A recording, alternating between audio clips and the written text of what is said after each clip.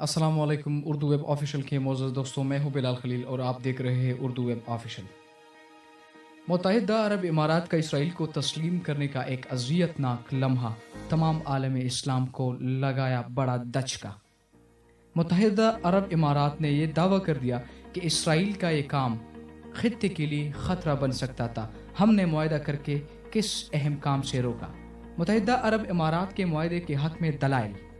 متحدہ عرب امارات نے کہا کہ ہم اسرائیل کے ساتھ معاہدہ کر کے انہوں نے اردن کے الحاق کو روک دیا، اور مزید یہ بھی کہا کہ اس معاہدے سے فلسطینی عوام اور حکومت کو بھی فائدہ ہوگا۔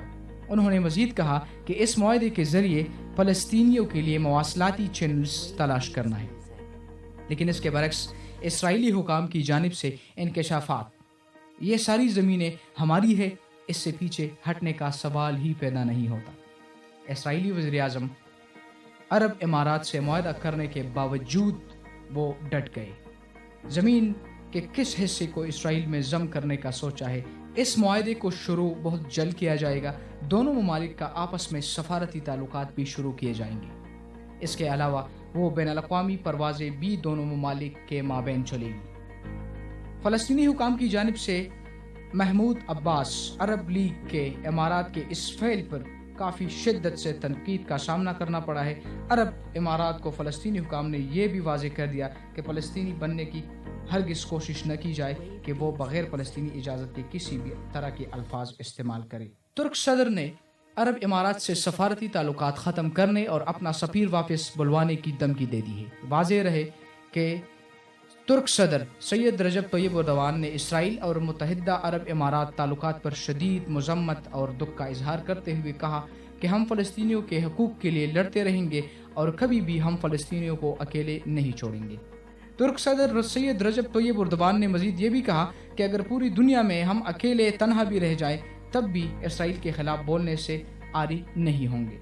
ترک صدر رجب طیب اردوان یہ بھی ان کا کہنا تھا کہ ہم اپنا سفارتی محاذ سے پیچھے ہٹنے کے لیے بھی تیار ہے اور کسی بھی وقت ہم متحدہ عرب امارات سے اپنا سفارتی تعلقات ختم کرنے کا اعلان کر سکتے ہیں۔ اسرائیلی معاہدہ، فلسطینی کاز اور مسجد اقصی سے غداری، عرب لیگ کا ہنگامی اجلاس بلانے کا مطالبہ اور دھماکہ خیز اعلان محمود عباس نے کیا، اور مزید اس پر بھارت کا بھی موڈ کافی اچھا ہو گیا۔ بھارت نے بھی عرب امارات اور اسرائیل کے تعلقات کو خوش آئین قرار دے دیا، وہ بھی اس لیے کہ وہ بھی پاکستان کا دشمن ہے، اس لیے انہوں نے مسلمانوں کے آپس میں دراڑ کو خوشائن قرار دینے کی بھی بات کی ہے۔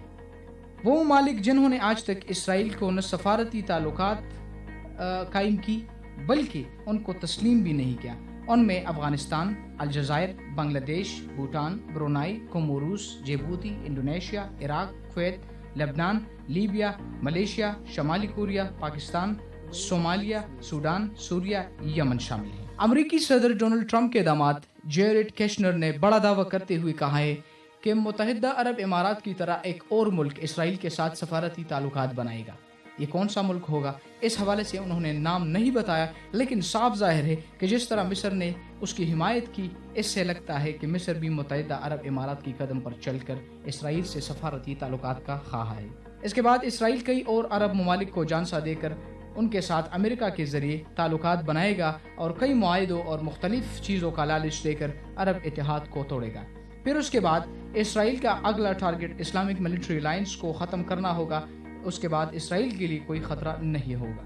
پھر تمام عرب ممالک کو معاشی طور پر کمزور کر کے ان پر کوئی نہ کوئی بہانے سے حملے شروع کرے گا اور تمام عالم اسلام کو جڑ سے اکاڑنے کے لیے تیار ہوگا۔ تمام عرب اتحاد اور تمام عرب تنظیموں کو توڑ کر امریکہ پھر اسرائیل کو عرب کا لیڈر بنائے گا اور عرب ممالک کو پھر ایک ایک کر کے وہ ختم کرنے کی سازشیں رچائے گا۔ تب اسرائیل سب سے پہلے متحدہ عرب امارات کا خون بہائے گا اور پھر آہستہ آہستہ ایک ایک کر کے تمام مسلمان ممالک کے ساتھ غداری سے چوٹ لگائے گا، جیسے کہ حالیہ دنوں میں لبنان کے شہر بیروت پر ہم نے حملہ دیکھا، بلکہ پوری دنیا نے دیکھا، لیکن کسی کا کوئی ریئیکشن نہیں آیا۔